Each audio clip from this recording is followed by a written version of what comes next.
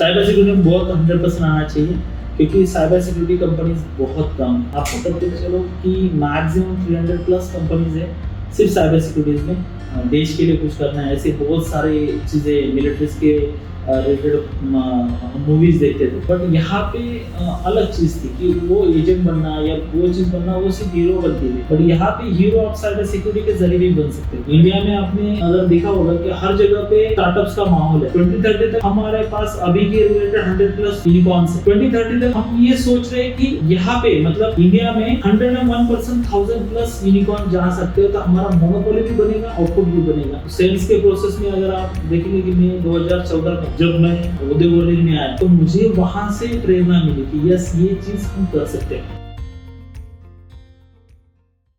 So podcast में आगे जाने से पहले आप उद्योग वर्धिनी के ये चैनल को जरूर सब्सक्राइब कीजिए। धंधे की बात ये सीरीज में आपको अलग अलग बिजनेस अपॉर्चुनिटीज के बारे में नॉलेज मिलेगा। वो धंधा कैसे बनाना है, तो उसके लिए जो भी चीजें टेक्निकल इंडस्ट्री इनसाइट्स है उसका हम नॉलेज देंगे। एंड जिन्होंने धंधा बनाया है वो सक्सेसफुल एंटरप्रेन्योर्स की हम कहानी भी सुनेंगे। इस धंधे की बात सीरीज से आप एक सक्सेसफुल धंधा बना सकते हो, एंटरप्रेन्योर बन सकते हो, एंड आपके मन में जो भी क्वेश्चंस है बिजनेस के बारे में, ये सारे डाउट्स सॉल्व कर सकते हो। Thank you. नमस्ते। आज धंधे की बात के नए एपिसोड में आज हमारे साथ है अमर ठाकरे, जो फाउंडर है ल्यूमिवर्स टेक्नोलॉजीज के एंड साइबर एम्बेसडर के। अमर सर बेसिकली साइबर सिक्योरिटी में बिजनेस करते हैं एंड वो एक कॉलेज ड्रॉप आउट से लेके आज दुबई, सिंगापुर, कनाडा में उन्होंने अपना खुद का ऑफिस डाला है। आज 110 लोगों का टीम है एंड साइबर सिक्योरिटी ये इंडस्ट्री में वो अपना बिजनेस कर रहा है। तो आज हम उनसे जानेंगे कि ये इंडस्ट्री में कैसे आना चाहिए, क्या बिजनेस अपॉर्चुनिटीज है एंड उनका पर्सनल जर्नी हम समझेंगे। सो वेलकम अमर, सो धंधे की बात सीरीज। एंड सो भी आपका जर्नी से शुरुआत करते हैं। आप एक कॉलेज ड्रॉप आउट के स्टेज पे थे, एकदम करियर के आई थिंक लोएस्ट स्टेज पे, कि जहां से कुछ नीचे नहीं हो सकता है। तो वो स्टेज पे आप जब थे, तो वहां से आप साइबर सिक्योरिटी के इंडस्ट्री में कैसे आए? सो बेसिकली मैं जब डिप्लोमा में था, तो डिप्लोमा के समय पे मैंने साइबर सिक्योरिटी के कुछ कोर्सेज किए थे। वो एक्सीडेंटली मेरे से हो गए थे, क्योंकि उस वक्त ऐसा था कि सभी लोग जावा, .NET और डेवलपमेंट के प्रोसेस कर रहे थे। तब जाके पता चला कि ठीक है, जावा .NET तो ठीक है, हम कर ही लेंगे, और इसके अलावा कुछ और है क्या। तो और क्या है, तो वो साइबर सिक्योरिटी मिला 2007 में। तो 2007 में जैसे मेरा 10th कंप्लीट हुआ, अगले साल मैंने उसका पढ़ाई स्टार्ट कर दिया कि क्या होता है, कैसे होता है। मैंने कुछ कोर्सेस वगैरह देखी, बट उसके बाद मुझे पता चला आफ्टर 4 से 5 साल के बाद में कि इसमें बहुत ज्यादा स्कोप आ सकता है, हम उसके ऊपर ज्यादा आउटपुट ले सकते हैं। तो हमने अलग अलग सर्टिफिकेशन के ऊपर हमने काम किया, और 2012 में हैदराबाद में मैंने ट्रेनिंग ली पूरे 1 साल की, जब मैं ड्रॉप आउट था तब की। और उससे मेरा जो भी साइबर सिक्योरिटी के प्रति लगाव था वो और ज्यादा बढ़ गया। और वहाँ पे क्लाइंट को कैसे टैकल करना चाहिए, क्लाइंट को एक्चुअली क्या चाहिए, वो प्रोसेस मुझे समझ में आया, और वहां से मेरा journey cyber security related journey start हुआ। बट उसके बाद जब मैं इंडिया में क्लाइंट ढूंढ रहा था, तो इंडिया में स्पेशली नासिक से मैं क्लाइंट ढूंढने की कोशिश कर रहा था, तो उसमें बहुत ज्यादा प्रॉब्लम थी। ये था कि साइबर सिक्योरिटी यहाँ पे इंडिया में 2011-12 में था ही नहीं। आप पकड़ के चलो 2014 तक तो कुछ भी नहीं, तो तब तक डिजिटल इंडिया भी नहीं हुआ था। तो नई सरकार आने के चिन्ह दिख रहे थे, और सबसे बड़ी चीज थी कि तब वहां पे कुछ पार्टियां अपनी जो प्रमोशन से वो डिजिटल मार्केटिंग के जरिए करना चाहती थी, और अच्छे से कर रही थी। बट वहां पे कुछ प्रॉब्लम्स आ रहे थे जो है साइबर सिक्योरिटी के रिलेटेड। कोई अलग से अकाउंट खोल रहा था, कुछ ब्लैकमेलिंग के रिलेटेड चल रहा था। तो वहां से मुझे लगा कि नहीं, ये इंडिया में भी और अच्छा जा सकता है। Right, yes. तो ये यहाँ से मेरी जर्नी एक्चुअली स्टार्ट हुई। ओके, तो आपने काफी टेक्निकल सर्टिफिकेशन की है इसमें, एंड फिर आप यूजुअली लोग फिर जॉब पे जाएंगे कि साइबर सिक्योरिटी का कोर्स किया है तो जॉब पे जाएंगे। तो आपने ऐसा क्यों सोचा कि मुझे बिजनेस ही करना चाहिए इस इंडस्ट्री में, और वो क्या मोमेंट है ऐसा? मोमेंट ये था कि मुझे ये पता था कि अगर हम जॉब के लिए जाएंगे पहले प्रोसेस में मैंने मलेशियन गवर्नमेंट के लिए काम भी किया 2 साल तक। बट जब उन्होंने बोला कि नहीं, हम इंडिया से काम नहीं आउटसोर्स कर सकते, आपको मलेशिया आना पड़ेगा, तो मैंने बोला कि नहीं, मेरी फैमिलीज ही यहाँ पे, मुझे नहीं, मैं नहीं आ सकता। उसके बाद मैंने बहुत आईटी कंपनीज में जाके इंटरव्यूज दिए कि मुझे आईटी के रिलेटेड या साइबर सिक्योरिटी के रिलेटेड मुझे काम करना है। बट स्पेशलाइज उन्होंने जब मेरा सीवी देखा तो उन्होंने बोला कि ये काम हमारे यहाँ पे चलता ही नहीं। तो वहां पे मुझे समझ में आया कि अगर ये नहीं चलता है, इसका मतलब हमारे यहाँ पे बहुत ज्यादा स्कोप है। तो स्कोप है तो वहां पे हम ही काम कर सकते हैं। तो उसका चिन्ह आप अगर देख सकते हो, नासिक में जितने भी साइबर सिक्योरिटी के रिलेटेड प्रोसेसेस है, हमारी ही कंपनीज है, और अब तक हम अकेले ही है नासिक में। लास्ट 12 साल से नासिक में हम अकेले ही है, जब से साइबर सिक्योरिटी का प्रोसेस स्टार्ट हुआ है। तो इसका एक सबसे बड़ा महत्व है कि हमने यहाँ पे जो देखा था कि सपना कि यहाँ पे हम साइबर सिक्योरिटी को बहुत अच्छे तरीके से क्लाइंट को, मतलब सिर्फ नासिक के क्लाइंट को नहीं, अदर कंट्री के क्लाइंट्स को भी हम यहाँ पे खींच लेके आएंगे, यहाँ पे बिजनेस बनाएंगे, तो वो सफल हो रहा है।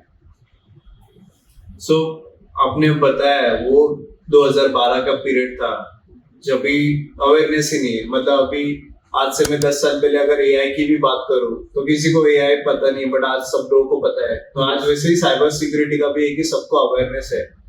तो वो टाइम पे ऑफ कोर्स इनिशियल बिजनेस आपको स्लो होगा या इनिशियल आपको क्लाइंट अवेयरनेस नहीं है, तो वो आपने कैसे मैनेज किया? आपने वो अवेयरनेस कैसे क्रिएट किया एंड आपने वो इंस्टिंक्ट कैसे रखा कि हाँ मुझे इसमें डटे रहना चाहिए, इसको टाइम आएगा?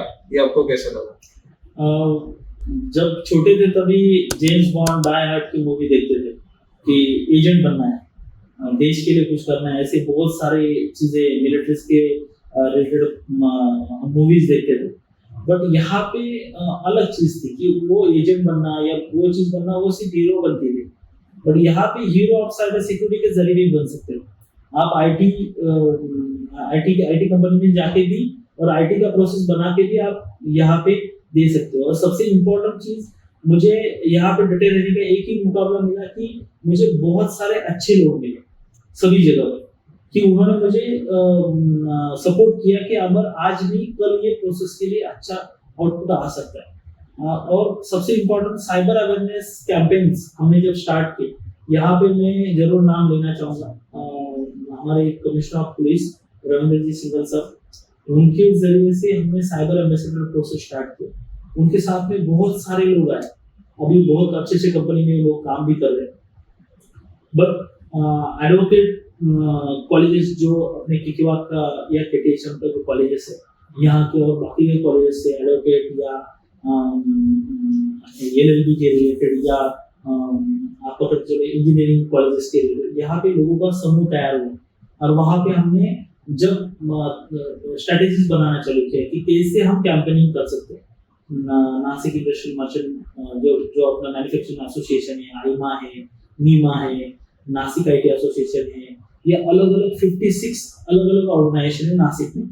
तो उनको हमने लगातार कंटिन्यूसली पुलिस के साथ, तो पुलिस का नाम अगर लेना चाहेंगे तो यहाँ पे पवार साहब है, कुटे साहब है, देसले सर है, इन लोगों ने बहुत ज्यादा मेहनत किया, उन्होंने सपोर्ट किया इस चीज के लिए कि 100% इसको हम आगे लेके जा सकते हैं। और कंटिन्यूसली हर दिन हम लेक्चर दे रहे हैं। आप पकड़ के चलो, आप 365 दिन में कम से कम 250 दिन हम लेक्चर ही देते थे। अगले 4 साल तक कंटिन्यूसली एक दिन में 4-4, 5-5 लेक्चर होते थे और कंटिन्यूसली वो सेशन देते थे। अब तक मैंने खुद ने 5,500 लेक्चर्स दिए, 8.5 लाख लोगों को हमने पढ़ाया। मतलब वी बोल रहा हूँ सबने, तो सबने पढ़ाया। और सभी लेक्चर्स का काउंट अगर मिलाया जाए तो 18,000 के ऊपर है सभी लोगों। तो हमने ट्रेन द ट्रेनर कंसेप्ट किया और उसके बाद आगे का प्रोसेस करते गए। बट साइबर सिक्योरिटी का ट्रेनिंग अब तक नहीं रुका। हमने अभी जो प्रोसेस हम मैन्युअली करते थे उसमें ऑटोमेशन में डाल दिया। और ऑटोमेशन में cyberambassador.co.in के जरिए हमने इंडिया में तो हमारा जो बिठाया है वही सेम प्रोसेस हमने कनाडा में भी बिठाया, सेम cyberambassador.ca ये प्रोसेस हमने वहां पे भी कनाडा में स्टार्ट किया। बट ये सभी चीजें करते वक्त एक सबसे इम्पोर्टेंट चीज है कि क्लाइंट को कैसे इंटरेक्ट करना है। जैसे आपने पूछा कि वहां पे कैसे मिले, तो वो प्रोसेस ये था कि सेल्स का कुछ नॉलेज नहीं था, बट परिस्थिति ने सेल्स पर्सन बना लिया। एज ए सीईओ के लिए या फाउंडर के लिए एक चीज होता है, आप कितना अच्छा सेल्स कर पाते हो। तो सेल्स के प्रोसेस में अगर आप देखेंगे कि मैं 2014 में जब मैं उद्योगवर्ती में आया, तो मुझे वहां से प्रेरणा मिली कि यस, ये चीज हम कर सकते हैं, यहाँ पे हम इनपुट दे सकते हैं। तो मेरा प्रेरणा स्रोत अगर आप देखेंगे तो सुनील सर ने मुझे जिस तरीके से टैकल किया कि अमर, अगर कल जाके बिजनेसेस जीरो पे भी आए तो भी उसको कैसे उठाना है। तो मैं बहुत बार गिरा हूँ, इतने बार गिरा हूँ तो मुझे भी याद नहीं है, मैं हर बार गिरता हूँ, बट मुझे वो पता है कि इसमें से कैसे निकलना है। और जब भी मैं गिरता हूँ किसी प्रोसेस से, किसी इंटरनल टीम के इश्यूज से, तो उसको मैं और अच्छी करने की कोशिश में और आगे बढ़ता हूँ। तो यही सेम सिंपल चीज है कि क्लाइंट्स के जरिए भी हमने अलग अलग, अभी हमारे क्लाइंट्स है Adani, Reliance, Myntra, ONGC, Aramco, Alfanar, ऐसे बहुत बड़े बड़े क्लाइंट्स हैं। आपने देखा मैकडोनाल्ड, ये भी हमारे क्लाइंट्स हैं। सो इस प्रोसेस में यहाँ पे बैठ के वो काम नहीं होगा, तो यहाँ पे बैठ के काम नहीं होगा तो बहुत सारे लोगों ने, नासिक आईटी एसोसिएशन के इसमें हमने जब डिस्कस किया कि अपने नेटविंग के जो फाउंडर है अरविंद महापात्रा सर, तो उन्होंने मुझे बताया कि अमर, यहाँ पे बैठ के आपको नहीं मिलेगा, आपको आउट ऑफ कंट्री जाना पड़ेगा। तो पहला मेरा प्रोसेस था कि मैं जापान जाऊँ। जापान में हमारे दोस्त है राजू जी, तो राजू जी के साथ मैंने जापान गया। वहाँ पे बहुत ज्यादा एक्सप्लोर किया हमने ड्रोन्स के मामले में। उसके बाद मैं दुबई में गया। दुबई में हमारे को फाउंडर है राकेश जी, आकाश जी और दीक्षित साहब, उनके साथ हमने कंपनी तैयार की। कनाडा में वही सेम चीज, कनाडा में हमने डॉक्टर सरवन साहब के साथ किया। वही सेम चीज हमने यूएस में एज अ पार्टनर हमने अलग अलग लोगों, राजू सर के साथ किया। अलग अलग लोग हैं, तो इन लोगों ने, इनका एक्सपीरियंस अगर आप देखेंगे ना, 50-50 साल का एक्सपीरियंस है तीन लोगों का, कुछ लोगों का 25-25 साल का एक्सपीरियंस है। तो मेरे जैसे सिंपल और जो कम एक्सपीरियंस वाले पर्सन को उन्होंने भरोसा किया, तो उस प्रोसेस से मैं आगे बढ़ा। और सबसे सिंपल बात ये है कि पहले दिन जब मैं उद्योगवर्ती में आया था, तो उसके आई थिंक 20 या 30 दिन के बाद जब वो प्रोग्राम चल रहा था, तो सर ने एक एक्टिविटी लिया। एक्टिविटी ये था कि आपको कितना पैसा कमाना है एक महीने के अंदर। तो उन्होंने बोला, मैंने हाथ ऊपर कर लेते, सिर्फ हाथ ऊपर कर लेते। तो मैंने सिर्फ हाथ ऊपर किया, तो दूसरे को बोला हाथ ऊपर कर, नहीं, मैं हाथ नहीं ऊपर करूंगा, अगर मुझे कमाना है देखते रहेगा। बट ये चीज होता है नहीं, पता ही नहीं। तो हाथ ऊपर किया, तो उन्होंने बोला कि कितना कमाना है लिखो पेपर पे, और वो पेपर अपने बैग में रखो। मैंने लिखा वो मुझे 1.5 लाख से लेके 2 लाख तक कमाना है 10 दिन में। सर मेरे पास ऑर्डर भी है, मेरे पास पैसे भी है, बट मेरे पास अकाउंट ही नहीं था, बैंक अकाउंट। तब की बात है, मेरे पास बैंक अकाउंट नहीं था। तो मैंने सुनील सर के पास वो पैसे दिए, सर मेरे पास बैंक अकाउंट ही नहीं आता, तो पैसे रखो कहाँ पर मैं। तो वो चीज वहां पे मुझे समझ में आई कि यस, अगर आप किसी चीज को शिद्दत से चाहते हो, जो शाहरुख खान का डायलॉग है, वो 101% आता है। तो मैंने जो भी चीज लिखी है कि इसके ऊपर मैनिफेस्टेशन किया है, वो चीज 101% वही कलर में, वही फॉन्ट में, वही चीज में आई। तो वो प्रोसेस उसी तरीके से हम चल रहे। और वही मैंने आपको जब बोला कि आगे का मैं ओमान और मुझे सऊदी की इसमें हमें जाना है, तो ये मेरा मैनिफेस्टेशन ही है। तो वो मैनिफेस्टेशन से ये मैं अभी 4 महीने से कर रहा हूँ, और उसका आउटपुट आज मॉर्निंग को आया है। तो वो प्रोसेस हो रहा है। Yes, okay. सो फ्रॉम एक नासिक का कंपनी से अभी ग्लोबल कंपनी है, एंड आपको ये इंडस्ट्री में आने को टाइम लगा या सेटअप होने को टाइम लगा, बट आज अभी आप मोनोपोली एंजॉय कर रहे हो। मतलब कि कंपटीशन नहीं है। अगर जैसे नासिक जैसे सिटी में देखें तो साइबर सिक्योरिटी का कोई भी पूछेगा तो आपका नाम नहीं है। सो ऑफ कोर्स इवेंचुअली ग्लोबल भी हो सकता है कि ग्लोबली आपका नाम आएगा साइबर सिक्योरिटी में। सो ये like from a business perspective आप ये मोनोपोली कैसे एंजॉय करते हो? अभी आपको इसमें टाइम लगा, स्ट्रगल लगा मोनोपोली आने तक, बट अभी ये मोनोपोली का आप कैसे फायदा उठा रहे हो या आप कैसे वो एंजॉय कर रहे हो? मोनोपोली का अगर देखा जाए ना, तो मैं यहाँ पे बनाता हूँ मेरे लीडर्स को। यहाँ पे इंडिया में। तो मैं 2 महीने पहले का मेरा इंटरनल बोर्ड्स का डिस्कशन था, तो मैंने बोला कि अभी इंडिया का टाइम मेरा खत्म हो गया, अब मैं जाना चाहता हूँ अदर कंट्रीज, स्पेशली यूएई में 2 साल तक वहाँ पे फोकस करना चाहता हूँ। तो मुझे लगता है कि अगले 6 महीने में मेरे जगह पे कोई आके बैठे और वो मोनोपोली एंजॉय करे, ना कि मैं, क्योंकि मुझे पता है कि वो मोनोपोली कैसे क्रिएट करना है वहाँ पे जाके। तो वहाँ पे जाके मैं 100% करूँगा, बट यहाँ पे मेरा नाम लेके भी आप ऑर्डर जीत सकते हो, बट मुझे मेरा नाम लेने के बजाय कंपनी का नाम लेके अगर हो सकता है तो कल जाके मैं रहूं या ना रहूं, ये प्रोसेस आगे बढ़ना चाहिए। सो अभी थोड़ा बिजनेस के बारे में हम समझते हैं। साइबर सिक्योरिटी में बिजनेस हो सकता है, कैसे हो सकता है, इसके बारे में अवेयरनेस अब तक लोगों को नहीं है। लोगों को इसका बिजनेस मॉडल ही नहीं पता है कि कैसे क्लाइंट, एक तो सबसे पहले क्लाइंट कौन हो सकता है, इज इट गवर्नमेंट और इज इट प्राइवेट कंपनीज, और कौन से स्टेज पे वो आपको अप्रोच करते हैं, इज इट कि हैक होने के बाद या प्रिवेंटिव मेजर्स में। तो आप थोड़ा बिजनेस पे हम जाएंगे, तो पहले ये बताइए कि क्लाइंट कौन होता है, गवर्नमेंट एंड प्राइवेट, एंड वो कौन से लेवल पे आते हैं आपके पास। क्लाइंट में अगर देखा जाए तो अगर बेसिक हम इजी टू बाय प्रोसेस में, मतलब कोई भी क्लाइंट को अगर एक्वायर करना है एनी क्लाइंट, तो उसमें फर्स्ट स्टेज होता है कि इजी टू बाय प्रोसेस दिया जाए उसको। मतलब उसको आप सैंपल या पीओसीज या ऐसे किसी चीज में कि उसकी जगह पे आप वेंडरशिप ले सकें, या उसको आपकी बात सुनने के लिए 3 मिनट से ज्यादा टाइम उसको निकालने के लिए बोलो, ताकि वो आपका सुने। अगर आपको एक बार उसने सुनना स्टार्ट किया ना, वो अगले 5 साल तक आपका ही सुनेगा, बट वो 3 मिनट में आपको जादू कर देना है, तो वो प्रोसेस पहला स्टेज है। दूसरा स्टेज है कि उसके लिए आपका प्रोफाइल बहुत अच्छा होना चाहिए, मतलब लीडिंग के रिलेटेड आपका प्रोफाइल अच्छा होना चाहिए।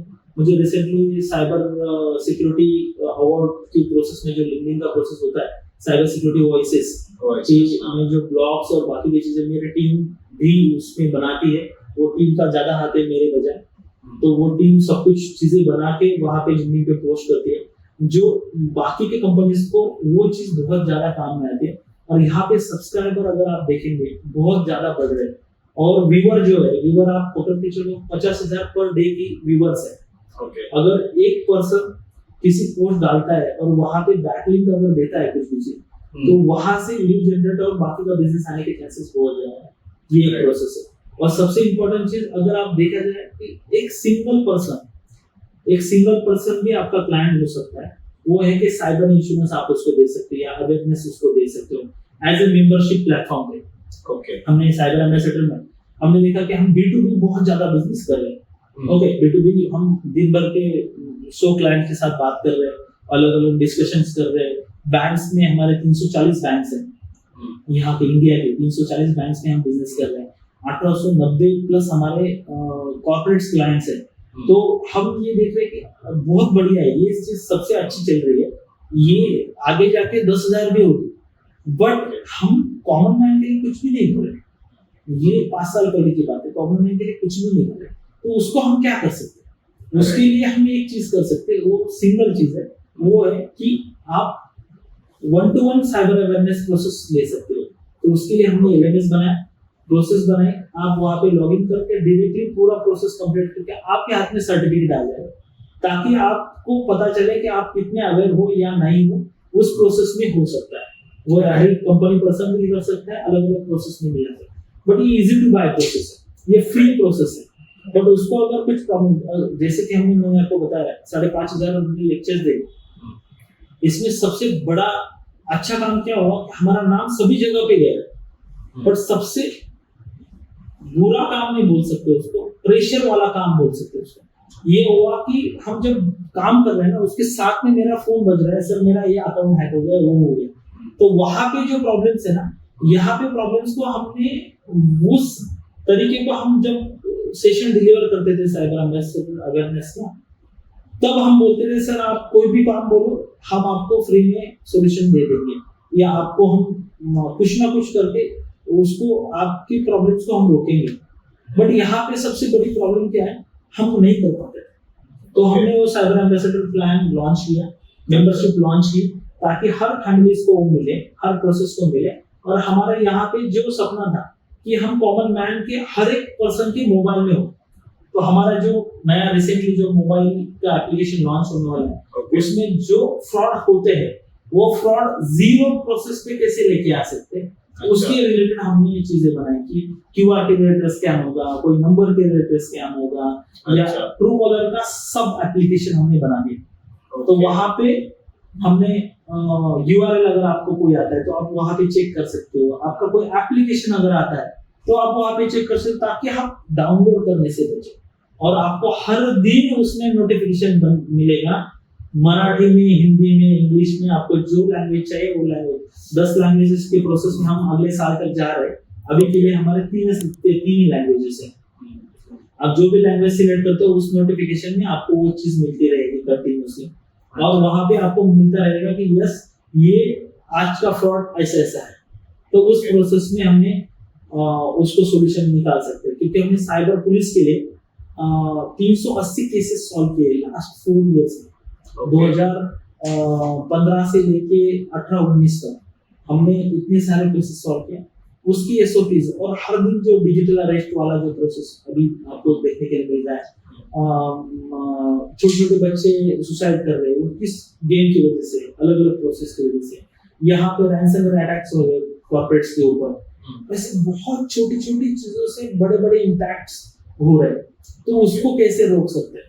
और जैसे सीए होता है आपके वेल्थ को मैनेज करने के लिए, आपके हेल्थ को मैनेज करने के लिए आपका डॉक्टर होता है, वैसे सेम आपका साइबर हेल्थ, आपका सोशल हेल्थ और जो आपका मेंटल हेल्थ के लिए आपका साइकेट्रिक होता है। जैसे साइबर हेल्थ और सोशल हेल्थ संभालने के लिए आपको साइबर कंसल्टेंट की जरूरत पड़ सकती है। ये प्रोपोर्शन हमने तैयार किया और वो इंडिया से ज्यादा कनाडा में बहुत अच्छा प्रोसेस आउटपुट आ रहा है, क्योंकि उनको समझ में आ रहा है कि यहाँ पे मैं $20 $25 अगर साल के भी दे रही हूँ, बट यहाँ पे मुझे जो इनपुट्स मिल रहा है वो बहुत ज्यादा है, क्योंकि मुझे यहाँ पे $10,000 दबाने पड़ रहे हैं। उसके अच्छा मैं 0.1% पे करके उसका प्रोसेस करूँ। सो अभी कस्टमर्स अभी सब सेगमेंट्स में है, मतलब it's a B2C model, B2B model, mobile app के थ्रू आप सबके पास जा रहे हो, वेयरएज जो बड़े क्लाइंट्स है उनके लिए पर्सनलाइज सर्विस दे रहे हो। सो थोड़ा इसके बिजनेस मॉडल समझते हैं। इज इट कि सब्सक्रिप्शन मॉडल होता है, या वन टाइम कॉस्ट होती है, या फ्री आप कुछ फ्री चीजें होती है, या मे बी अभी मैं खुद भी विक्टिम रहा हूँ एंड मैंने आपकी सर्विस ली है, राइट? तो मैंने रिएक्टिव मेजर्स लिए थे। जब मेरा हैक हुआ तब जाके मैं आपके पास आया, मैंने बोला कि आप मेरा सॉल्व करवा दो। तो मॉडल्स क्या क्या होते हैं इसमें? मतलब ऑडियंस को थोड़ा ये जानना जरूरी है कि जो भी साइबर सिक्योरिटी में बिजनेस में आना चाहते हैं तो वो कौन से बिजनेस डोमेन्स में आए, कैसे बिजनेस मॉडल बनाए। हाँ, सो साइबर सिक्योरिटी के प्रोसेस में अगर आप आना चाहते हो तो उसमें सबसे इम्पोर्टेंट चीज है कि आप लोगों के नस को पकड़ना चाहिए। तो उसके लिए लोगों के प्रॉब्लम्स क्या है वो सुनो, सबसे बड़ी वो सुनो। उसके ऊपर आप उनको बताओ कि ये प्रोएक्टिव अप्रोच में कैसे जा सकता है आगे जाके, बट अभी रिएक्टिव अप्रोच में कैसे होना चाहिए। तो बहुत बार लोग हमारे पास आते हैं, सर मेरा फोन हैक हो गया, बट उसको कैसे पता कि फोन हैक हो गया? तो बोलते हैं कि नहीं, मेरे यहाँ पे ना अपने आप व्हाट्सएप डिलीट हो रहा है, अपने आप ये चीजें हो रही है। तो उसके कुछ शेड्यूलर भी लगाया होगा, ऐसे बहुत बार होता है। उसका पासवर्ड नहीं मिल रहा है तो पासवर्ड फॉरवर्ड करना ही नहीं आता है। ऐसे बहुत सारी चीजें होती है। तो हम लोगों को पहले अलर्ट करते हैं, तो सबसे इंपॉर्टेंट चीज है वो अलर्ट करते हैं। तो इसमें हमने एक बेसिक चीज रखी कि फ्री प्रोसेस अवेयरनेस प्रोसेस के लिए अगर आपको सर्विस लेनी तो सब्सक्रिप्शन बेस पे आप ले सकते हैं, मंथली बेस, क्वार्टरली बेस और ईयरली बेस पे। मतलब आप पकड़ के चलो 100 रुपीज से लेके हमने 10,000 रुपीज तक भी सब्सक्रिप्शन है, बट उसमें आपको क्या क्या कवर होगा। तो ऐसा नहीं होता है कि हमने अगर 100 रुपीज का लिया तो वो सिर्फ नॉर्मल कॉमन मैन के लिए, स्टूडेंट्स के लिए हम बहुत बार पैसे ही नहीं लेते, क्योंकि उनका फोकस क्या होता है कि लर्निंग करना। तो हमारा फोकस क्या होता है कि अलग अलग, अभी हमारे पास अप्रोक्सीमेटली आप पकड़ के चलो 200 प्लस कॉलेजेस है। तो कॉलेजेस में हमने सेमिनार्स कंटिन्यूसली, सेमिनार्स कंटिन्यूसली चलते हैं। तो हमारा मॉडल वहां पे ये की है कि वहां पे लोगों को फ्री में पढ़ा, और जो अच्छे लोग आए उनको हम हमारे यहाँ पे एज ए एम्प्लॉय रख सके। तो एम्प्लॉय के प्रोसेस में हम लोगों को भी बता रहे हैं कि साइबर सिक्योरिटी में इतनी सारी चीजें हैं, आप ये 3 साल में इतना इतना सब कुछ पढ़ लो या हमारे पोर्टल से पढ़ो, जैसे आप पढ़ के आ जाओ, आप इंटरव्यू दो और हमारे यहाँ पे ज्वाइन हो, क्योंकि हमें वो चीज भी पता है। ये हुआ एक कॉलेजेस के लिए मॉडल। दूसरा मॉडल हुआ कंपनीज के लिए कि यही जो लोग हैं इनको ही हम कंपनीज में भेजते हैं। उनको बोलते हैं कि आप कंपनी में जाओ, वहां पे उनको साइबर अवेयरनेस करो, वहां से जैसे साइबर अवेयरनेस का इनपुट्स रिटर्न आएगा, रिटर्न बैक में हम उनको यूजर्स का प्रोसेस देते हैं कि सर आप ये प्रोडक्ट्स ले लो, ये चीज मतलब आपको पैथोलॉजी लैब रिपोर्ट मिल गया, ओके। उसके बाद में हम सर्जरी के लिए जाना है, आपको नहीं जाना है, आपको ये टैबलेट लेनी, तो ये प्रिस्क्रिप्शन हम लिख के देते हैं एज ए कंसल्टेंट। तो वो कंसल्टेंट प्रोसेस में यहाँ से वहां तक, और कंपनी का प्रोडक्ट देने वाला भी कंपनी हमारा है, और प्रिस्क्रिप्शन करने वाला भी डॉक्टर जो है वो भी हमारा है, मेडिकल भी हमारा है, ऐसा आप पकड़ के चलो। बट एंटिटी अलग अलग है, एक कनाडा में है, एक यूए में है, और वही सेम चीज इंडिया में भी है, उसका जो रूल है। तो ऐसी चीज हमने बनाई। तो यहाँ से सबसे इम्पोर्टेंट सब्सक्रिप्शन मॉडल, जैसे आपने बोला, तो वो सब्सक्रिप्शन भी कवर हो गया। वन टाइम प्रोसेस जो लुमियर्स के साथ में होता है वो भी कवर हो गया। उसको कंटिन्यूस प्रोसेस करना है तो कंटिन्यूस प्रोसेस में भी जा सकते हैं, कंटिन्यूली स्कैनिंग कर सकते हो, मंथली रिपोर्ट आते जाएगा, सोर्स के साथ कम्युनिकेशन होते रहेगा और आउटपुट आते रहेगा। ये जो सेम चीजें ये कंटिन्यू प्रोसेस में चलती है। तो ये सब कुछ होने के बाद में ना सबसे इम्पोर्टेंट था कि एसओपीज बनाना बिजनेस के लिए, क्योंकि बहुत बार ऐसा लगता है कि मैं ये सब्सक्रिप्शन चालू कर दूं और अपने आप स्टार्ट हो जाएगा, ऐसा नहीं होगा। उसको काम करने के लिए लोग भी चाहिए और उस लोगों को असेस करने के लिए उसका मैनेजर भी चाहिए। तो ये एसओपीज हमने डिजाइन किए, उसका केपीआईज हमने फिक्स किए, और वहां पे अभी मुझे देखने के लिए मिल रहा है कि अगर मैं अदर कंट्री में हूँ या मैं आज ऑफिस नहीं जाता हूँ तो भी बिजनेस चल रहा है, मुझे कुछ करने की जरूरत नहीं है। इसमें एएमसी बेसिस भी होता है? हाँ, एएमसी बेसिस भी होता है। तो वही कंटिन्यूस वाला प्रोसेस जो होता है वो एएमसी बेस, एनुअल मेंटेनेंस वाला जो प्रोसेस है वही प्रोसेस है। जैसे एज आप आईटी बिजनेस के लिए आप देखते हो कि आपने वेबसाइट बना दिया, उसके साथ में बैकग्राउंड चीजें भी आप ऐड कर सकते हो। यस। एंड टॉप सेक्टर्स क्या है? अभी जैसे आपने बताया रिलायंस है, मतलब ऑयल एंड मार्केटिंग कंपनीज है, या मैकडॉनल्ड्स बताया जो रेस्टोरेंट है, अब बैंकिंग में काफी इसका जरूरत है। तो ऐसे कौन से टॉप सेक्टर्स है कि जिसमें बिजनेस अपॉर्चुनिटीज बहुत ज्यादा है साइबर सिक्योरिटी के लिए? आप पकड़ लो बैंकिंग में सबसे ज्यादा है, उसके बाद में फार्मास्यूटिकल्स है। ओके। फार्मास्यूटिकल ये बिग प्रोसेस है, क्योंकि आफ्टर कोविड इनका जो अटैक प्रोसेस है बहुत बढ़ गया है। अच्छा। हाँ, फार्मास्यूटिकल्स से और फार्मास्यूटिकल के साथ में फार्मास्यूटिकल्स में ही मैन्युफैक्चरिंग फार्मा भी आता है। ओके। मैन्युफैक्चरिंग फार्मा जो रिसर्च एंड डेवलपमेंट करते हैं, एपीआई बनाते हैं, उसके बाद में अलग अलग चीजों के प्रोसेस में जाते हैं कि मैन्युफैक्चर वो खुद सुटिक्स में है, टैबलेट्स में है, उनके पास में है। हमारे पास जो क्लाइंट्स आते हैं वो बहुत बड़े बड़े प्रोसेस में एनर्जी पावर प्लांट के रिलेटेड भी आते हैं, सोलर पावर प्लांट के रिलेटेड भी आते हैं, वाटर डिस्टिलरीज के रिलेटेड भी आते हैं। ओके। हाँ, तो मतलब आप मराठी में अणु ऊर्जा प्रकल्प आप बोलते हैं उसको। हाँ, तो न्यूक्लियर पावर प्लांट वगैरह जो भी है उस प्रोसेस के लिए हमने अलग अलग एसोसिएट से साथ का मिलके भी काम किया। अच्छा। स्मार्ट सिटीज के रिलेटेड भी प्रोजेक्ट्स आते हैं, और ये पूरे कंट्री का प्रोजेक्ट होता है। कभी कभी कंट्री के रिलेटेड छोटी छोटी कंट्रीज होती है, उनको एक बेसिक प्रोसेस पर चाहिए होता है कि हमें इसके लिए एसओपीज बनानी है, इसके लिए ड्राफ्ट बनाना है, ये प्रोसेस हम करते हैं। अभी सबसे बड़ा जो चीज प्रॉब्लम है कि सिस्टम तैयार हो गई है हर एक जगह पे, लोगों ने कंप्यूटर्स लेना स्टार्ट कर दिया, अच्छे कंप्यूटर्स लिए, उनको जो चाहिए वो कंप्यूटर्स अभी मिल रहे हैं, इंटरनेट स्पीड बढ़ गया, ऐसा कुछ हुआ है। बट यहाँ पे क्रिमिनल्स एक्टिव ज्यादा हो गए। क्रिमिनल्स क्यों एक्टिव ज्यादा हो गए? क्योंकि उनको भी वही सेम चीज मिल रही है जो उनको चाहिए, बट उनका जो प्रोसेस है वो ऐसे तरीके से बनाया, उन्होंने फ्लॉज निकालने के बाद वहां पे उनको पता है कि Indian companies 90% Indian companies reactive approach mode करती है। उसका पीछे कारण होता है कि लो बजट। तो यहाँ पे अगर आपने देखा कि अगले 2 साल, मतलब पिछले 2 साल 3 साल में अगर आप देखेंगे, आपका इंस्टाग्राम का इन्फ्लुएंसर इतना ज्यादा बड़ा नहीं था, बट अभी लास्ट 3 साल में आपने इन्फ्लुएंस का मार्केट अभी बढ़ते देखा है, राइट। वही सेम चीज है कि सोशल मीडिया के रिलेटेड पहले कोई बजट नहीं होता था, अभी बजट आ रहा है। वही सेम चीज साइबर सिक्योरिटी के रिलेटेड 2012 से 15 तक कुछ भी बजट नहीं। Cyber security word is equal to antivirus, right ये था, राइट। बट अभी कंसेप्ट चेंज हुई है कि वहां पे हम डीएलपी डाल सकते हैं, वहां पे मोबाइल डिवाइस मैनेजमेंट हम डाल सकते हैं, वहां पे हम फायरवॉल्स लगा सकते हैं, वहां पे हम 2 स्टेप वेरिफिकेशन लगा सकते हैं, वहां पे हम ऐसे प्रोडक्ट्स डाल सकते हैं कि वहां पे आपका एप्लीकेशन या उस प्रोसेस को कंटिन्यूअस मॉनिटरिंग कैसे करके आए। वहां पे हम अलग अलग चीजें, इसका आपका मेल आईडी स्पूफ ना हो उसके लिए डीमार्क डाल सकते हैं। ऐसी छोटी छोटी चीजें बट वो कंपनी को बचा सकती है, करेक्ट।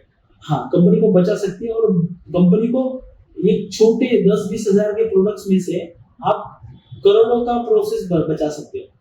तो बिजनेस बनाने के लिए हमारा पिच वही रहता है सर, बिजनेस बनाने के लिए ना पूरी जिंदगी लग जाती है, और एक छोटी चीज आपकी एम्प्लॉय की एक फिशिंग लिंक के ऊपर क्लिक, आपका बिजनेस पूरा ठप, पूरा बिजनेस गायब।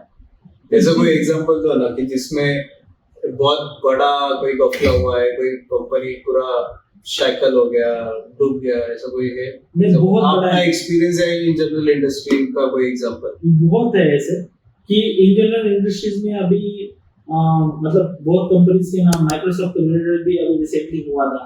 तो वहां पे जो कंपनी थी वो कंपनी इंटरनल जो प्रोसेस है उनका, तो सिक्योरिटी रिलेटेड माइक्रोसॉफ्ट के रिलेटेड था। तो माइक्रोसॉफ्ट की कंपनी थी, सो वहां पे कुछ कोड में ग्लिचेस आ गए। सेम एज क्विकिंग नाम की कंपनी है हमारी इंडिया में, उनकी यहाँ पे 1 साल पहले, इसी मंथ में 1 साल पहले एक ऐसा ग्लिच आया था कि उनका सॉफ्टवेयर हर एक एक्सेल शीट को एज एक खराब वायरस समझ रहा था। अच्छा। और उसको डिलीट करना स्टार्ट कर दिया उसने, मतलब जो प्रोटेक्ट कर रहा है वही खुद उसको डिलीट कर रहा है। अच्छा, हाँ, वही सेम चीज अभी 3-4 महीने पहले माइक्रोसॉफ्ट का जो प्रोसेस हुआ था वहां पे भी ऐसी ही सेम चीज हुई कि जितने बड़े बड़े, मतलब आप पकड़ते चलो, एक मलेशिया गवर्नमेंट, पूरा मलेशिया कंट्री बंद था। मैं आपको पूरा कंट्री का कंट्री बंद था, पूरा कंट्री बंद था। मतलब आप मान के चलो आपका स्टॉक भी बंद है, आपका पानी बंद है, सब कुछ बंद है। बट ये हैकर ने नहीं किया था, ये उनकी इंटरनल प्रोसेस था। उनके इंटरनल प्रोसेस में 10-15 मिनट में वो सॉल्व भी हो गया, बट उसको रेप्लिका करने के लिए उनको अगला मंथ लगा पूरा प्रोसेस करने के लिए, और उनको ब्रांड इमेज बनाने के लिए अगले 5 साल जाएंगे फिर से। राइट, सो बहुत पोटेंशियल है, मतलब अगर आपका एज अ हैकर, अगर आपका क्या बोलते हैं कि अगर आपका इंटेंशन खराब है तो आप बहुत खराब चीजें भी कर सकते हो। अब ये जैसे इजराइल का ही हमने रिसेंटली 2 दिन पहले का एग्जांपल देखा कि उन्होंने सारे पेजेस को ब्लास्ट किया रिमोटली, तो that's again a cyber event वो उन्होंने किया। तो अभी नेक्स्ट इज कि ऑफ कोर्स साइबर की वजह से पूरी दुनिया बंद भी हो सकती है, ये अभी हमने समझा है। तो साइबर सिक्योरिटी में कितना बड़ा बिजनेस हो सकता है, क्या अपकमिंग अपॉर्चुनिटीज आपको लगती है? अगर आप होटल में गए हो, समझ, अगर होटल में गए हो, होटल में आपने डोर लॉक किया, ओके, आप फैमिली के साथ गए हो किसी ट्रिप पे, और बाहर आने के लिए, अंदर जाने के लिए आपको $2000 आपको देने हैं पूरे वीक के, बाहर आने के लिए आपको $10,000 देने हैं रैंसमवेयर को। क्या करोगे? बाहर आने के लिए तो करना ही पड़ेगा। तो ये हर दिन तो आप बाहर आते हो, राइट? तो होटल्स को अगर हैक कर लिया तो ये प्रॉब्लम हो सकती है। तो ये चीज है कि अगर आप इसके बिना आप रह नहीं सकते, इसके आपको ऑक्सीजन जैसे जरूरी है वैसे सेम चीज ये जरूरी है, क्योंकि हर एक पर्सन ने ऑर्कुट का अकाउंट भी खोला है, याहू का अकाउंट भी खोला है, फेसबुक का अकाउंट भी, और इंस्टाग्राम का अकाउंट भी, और सभी चीजें खोल के रखी है। जीमेल भी है उसके पास। अगर आपने देखा जाए, आप मैप में अगर योर टाइमलाइन करके टैब में अगर जाते हो, आपने 10 साल पहले इसी जगह पे इसी मिनट पे आप कहाँ पे थे, वो सब चीजें दिखती है। बट ये चीजें आपको दिखती है एक चीज जो कंपनीज बाय करती है ये डेटा उनको भी दिखती है एज ए इंटेंट। ओके, सो सबसे इम्पोर्टेंट चीज वहां पे ही है कि ये बिजनेस जो है ना, ये बिजनेस कभी ना बंद होने वाला है। और सबसे इम्पोर्टेंट चीज है कि जो स्टार्टअप्स में जा रहे हैं ना, उसमें सर्विसेज के रिलेटेड आप जितना जा सकते हैं उसको आप पहले परखो, पहले 5 साल तक। ओके, उसके बाद आप कस्टमर के नीड को समझो कि यस ये नीड है, ये कस्टमर को चाहिए और इसको हम अच्छे तरीके से दे सकते हैं। बट अगर आपके पास वो चीज नहीं है तो आप क्रॉस सेल्स में जाने की कोशिश करो। ओके, क्रॉस सेल्स मतलब अगर आपके पास कुछ प्रोडक्ट नहीं है तो वो प्रोडक्ट दूसरी कंपनी का प्रोडक्ट से उसको प्रोडक्ट को लो, आपके कस्टमर को बेचो और आप उसमें से कस्टमर के साथ दूसरा और 4 प्रोडक्ट बेचने की कोशिश करो या सर्विस बेचने की कोशिश करो। पर ये बहुत हेक्टिक वाला काम है क्लाइंट्स को, क्योंकि क्लाइंट को बताना है कि भाई तू आगे जाके मरने वाला है। ओके, तो मरने वाला है तो इसके पहले उसका एमराज उसको दिखा दो कि ये एमराज है पीओसी के द्वारा छोटा चीज, सर देखो ये प्रॉब्लम्स है, अगर आपने ये अगले 3 दिन में नहीं किया तो 101% आप अगले 6वें दिन मरोगे। तो आपका कंपनी प्रॉब्लमेटिक में आएगा, इसमें इश्यूज आएंगे। और जो आईटी पर्सन है वहां पे, जो यहाँ पे सीईओ है, उसकी जॉब जाने के चांसेस सबसे ज्यादा है, क्योंकि उसके ऊपर इम्पैक्ट आने वाला है। तो ये चीज कंटिन्यूस प्रोसेस में लोग ज्यादातर लेते हैं। अभी भी बहुत सारे लोग एज अ रिएक्टिव अप्रोच पे अगर देखेंगे, एंटीवायरस को ही बता देते कि हमारे पास एंटीवायरस है, फायरवॉल लगा है, सब कुछ है। बट फायरवॉल को कॉन्फ़िगरेशन करना बहुत इंपॉर्टेंट है। मतलब आपने एक आर्मर, बॉडी आर्मर पहन के बंदा रखा नीचे, बट उसको बताया नहीं किसको मारना है किसको नहीं मारना है। आप सबको बोल रहे, सिर्फ रखा है आप, तो उसको कॉन्फ़िगर किया ही नहीं आप। तो ये सबसे बड़ी चीज है। तो हर दिन आपको, जैसे मैंने बोला था ऑक्सीजन लगने वाला है, तो आपके सोशल मीडिया का एक पासवर्ड भी लीकेज हो गया तो भी आपका पूरा जितना भी टास्क आपने लास्ट 10 साल में फोटो सेव किए, आपने जिसके साथ आप घूमे हो, आपने बातें की है, या आपने टेक्स्ट मैसेज व्हाटएवर जो भी गूगल के थ्रू या मेल के थ्रू या फेसबुक के थ्रू आपने जो भी मैसेज एक्सचेंज किए, वो सब कुछ एक ही जगह पे मिल जाएगा। क्योंकि लोग पासवर्ड नहीं बदलते हर दिन। ओके, और सबसे मतलब हर दिन प्रोग्राम हर 45 डेज में बदलना चाहिए। ओके, पासवर्ड, तो पासवर्ड के रिलेटेड बहुत अच्छी चीज है। मैं आपको मतलब हर बार मैं लेक्चर्स में बताता हूँ। बहुत बार मैं पासवर्ड और टूथब्रश का एग्जांपल लेता हूँ कि आप आपका पासवर्ड शेयर करते हुए किसी को, बहुत बार लोग अपना पासवर्ड शेयर करते हैं, सेम एज अपना आपका टूथब्रश भी शेयर करते होंगे, या आप दूसरे का टूथब्रश कभी लेते होंगे, कभी नहीं लेते। इसीलिए आपने दूसरे का पासवर्ड या आपका पासवर्ड भी दूसरे को नहीं देना चाहिए। ओके, और एक ही ब्रश पूरी फैमिली यूज करती है क्या? नहीं करती। वही सेम चीज, एक ही पासवर्ड सभी अकाउंट्स को यूज करना चाहिए क्या? नहीं करना चाहिए। अपने खुद के अकाउंट्स को भी नहीं करना चाहिए। ऑर्गेनाइजेशन में ऑर्गेनाइजेशन नेम @123 ऐसे बहुत सारी चीज डालते हैं। तो आप आपके ब्रश में अगर देखोगे, आपका पासवर्ड अगर चेंज करना है, आपको वही सेम ब्रश 45 डेज में चेंज करना होता है। आप ऐसा करते हो कि अगर पासवर्ड चेंज करने के ऊपर के जो ब्रश के कुछ चीजें वो निकाल देते हो, दूसरे चीज डाल दो, फिर से उसको ब्रश करते हो, ऐसा भी नहीं करते। पासवर्ड पूरा चेंज करना चाहिए। और जैसे बोलते हैं कि क्या आपके टूथपेस्ट में नमक है क्या, तो वैसे आपके पासवर्ड में स्पेस है क्या, वो सबसे बड़ी इंपॉर्टेंट चीज है। अगर ये वो है तो 101% आपके पासवर्ड को कोई चुरा नहीं सकता और आप वहां पे सेफ रह सकते हो। ये प्रोएक्टिव अप्रोच है। और ऐसे ही सेम चीज आप आगे अलग अलग चीजों में कर सकते हो, बट ये पहला स्टेप है। ग्रेट।